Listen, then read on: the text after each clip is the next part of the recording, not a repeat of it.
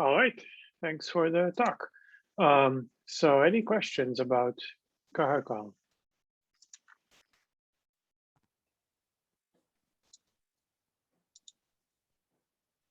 Let's see, we got a few here. Sujanya, do you want to ask a question first? Yeah, thanks for the talk. Great work. So do you, like, with your work, Caracal, do you have any aborts at any time? Do you have to, like, if the versions are not created on time, or does like aborting a transaction at all happen? And how does it compare with optimistic transaction execution? So there's actually two questions, right? So the first question is, do we have abort? So we don't have any abort at the concurrency control level, right? So database won't abort any transactions.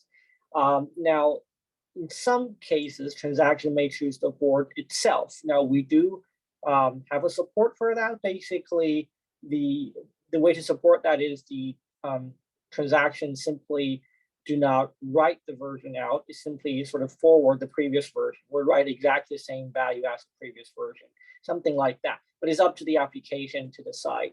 Now, we have a restricted support for that because before the application performed the first write, it must tell the database that I want to abort. If you want to abort, yeah. Oh, sorry. And the other question is, how do I compare to OCC? So one thing I can say that is the fact that, okay, so the fact that, first of all, we don't have any aborts at the concurrency control level, which OCC is actually doing it. Now, the similarity I would say is that there's a lock phase of OCC, and then aside from the validation, is sort of insert a new value, install the new values, and then unlock it. I think that phase is quite similar to our initialization phase, right? But that commit or installation of new version is done after the transaction execution. Well, we have to do it before transaction execution to figure out the conflict. Thanks. Thank you. All right, I also see a question from Edward. Yeah, so you said you were able to reduce contention by having each core submit versions into its own buffer on the rows, but then at some point you have to flush those all into the actual row and decide on an order. How do you decide on the order between those versions if they were submitted independently into the different core buffers? So that's the beauty of deterministic concurrency control, because before that, each transaction is already pre-assigned with a serial ID or serial order. So when the transaction is trying to install a pending version, that pending version number is actually the serial ID. So by the end of the initialization phase, each row will have all of the pending versions with their serial IDs. Okay, so there's a defined order. Just by inspecting them, you can put them in the right order. That's correct. Great. I guess related to that, who is providing the serial ordering of the transactions? So right now in our experiment is we assume that there's a bunch of transactions coming from the network, and then the database, assign the order just based on, first come, first serve. I see. Yeah. I see. Thanks. I think Rohan has a question. Yeah. Hi, nice talk. So my question is that for workloads that don't have a lot of skew, did you compare your performance with the shared nothing architecture for deterministic concurrency control? Yes, we do have benchmark comparing with TPCC. TPCC is highly partitionable. Basically, each core will only have like 10% of the chance to access another core's data, right? Now, in that case, we have some overhead compared to shared nothing share nothing but Is that because of the locking that you have to do for the batch during the batch initialization? Yes, it's because of a batch, because of a locking, and that locking also involved into remote memory access, because in our experiment we use 4 CPU sockets. I see. Thank you. Thank you. And Bart, you have a question? Hello, can you hear me? Yes. Yeah.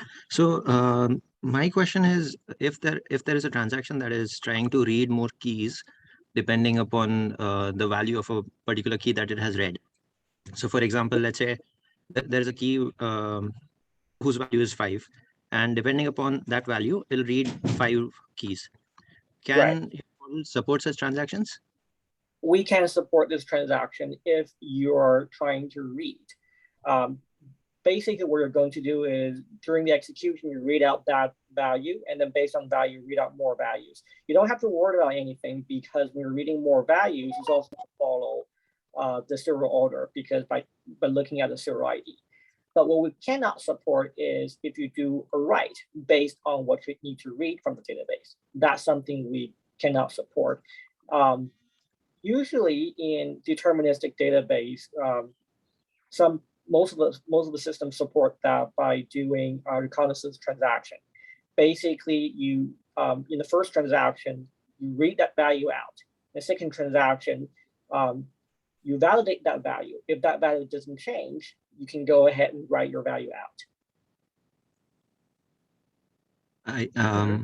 I see. Okay, so let's say that there is one transaction which does this, right? It reads the value, and let's say the value was 5, so it'll read the next 5 keys.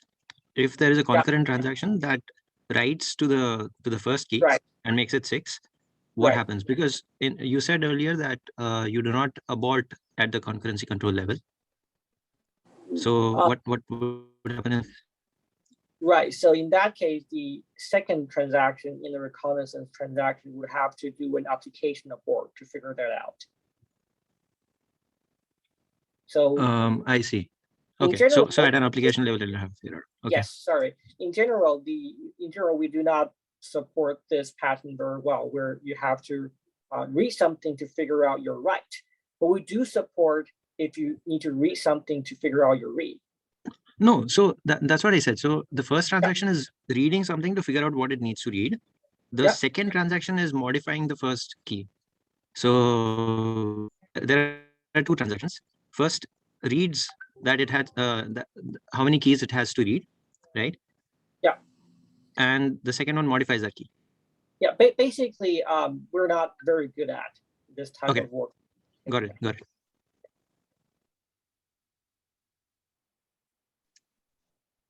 Sujanya? So I have a quick question. So in your evaluation, right, you mentioned that the main throughput improvements come from better better scheduling, or you have lesser skew. So like there is more scalability as well. So kind of what is like the one thing that kind of improved better scheduling? Like what is the one observation, I guess, that helped with the scheduling? You mean like split plants, right? Yes. Yeah. The observation is basically for the contended operation, you want to run on less number of cores. Right. So yeah. And like my question is also did you take into account like the tail latency, because those both kind of are on par, right?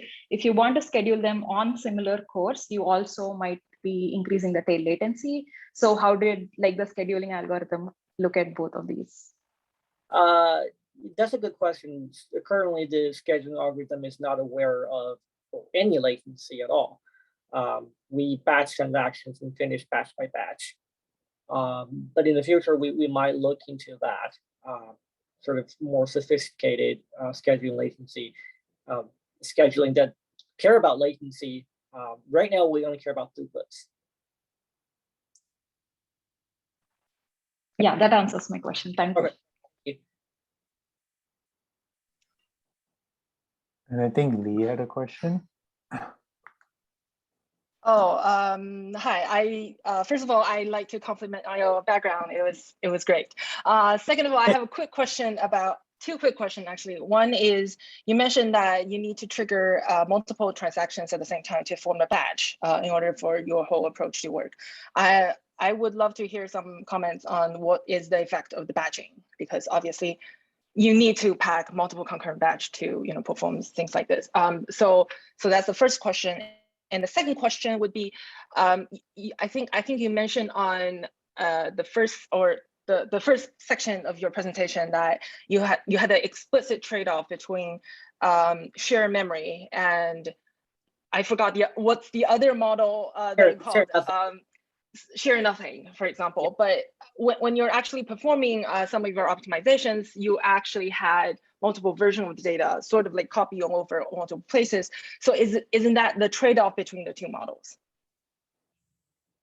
Does that have something to do with, for example, you use shared memory just because you don't have to copy the data multiple times across different cores, but when you're resolving the conflict, you still sort of have to resolve in copying the data around. I was just wondering, what is the trade-off of that?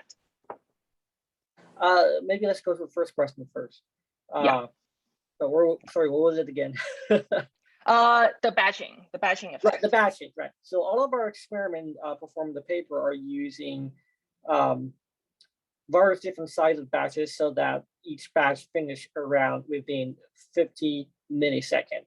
So if we increase the batch size, I think roughly around 100 milliseconds or something, we can receive peak throughput. But then you're sacrificing latency, because that means every transaction will have to wait for 100 milliseconds before you make sure it actually commits, right? So that's why we tune down the batch size so that everything finished within 50 milliseconds. Now, if you tune down to extremely small batch size, you get really good latency, but then you sacrifice throughput. We have an experiment in the paper to show that. So for the second question, so we don't move data. Okay, well, I think what you mean by move data around is by this per core batch pen, per core buffer. Right. Yes. Right. So that's what was, when we move around. And I think the key takeaway there is accessing local memory is still the cheapest way. And if everything you're running is uniformly distributed among all cores, then share nothing is the optimal design. The real problem for share nothing is the skew. Now, in the batch append, we actually saw skews keep on happening in all different kinds of workload we try. So that's why at the end of the initialization phase, or when the buffer is full, we have to flush it back to make sure things are sort of load balanced, to make sure we fall back to the shared memory model, something like that. I see. Okay, thank you. Thank you. All right, any more questions? Sujanya, did you have another question? No, I do not. Oh, okay.